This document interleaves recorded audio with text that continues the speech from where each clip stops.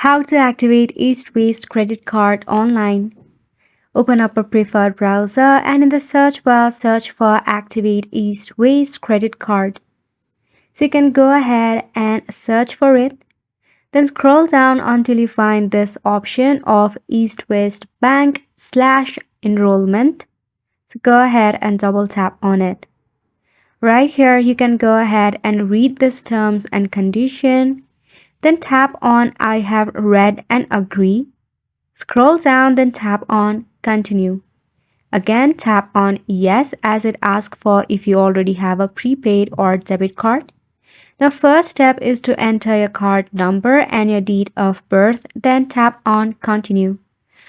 On the second step, go ahead and provide them details. So we'll have to enter your name, your address, your social security number, and some of the verification document. Once you complete that, you will receive an OTP code which you have to enter in the given dialog box. Once you are verified, you can go ahead and set your green PIN.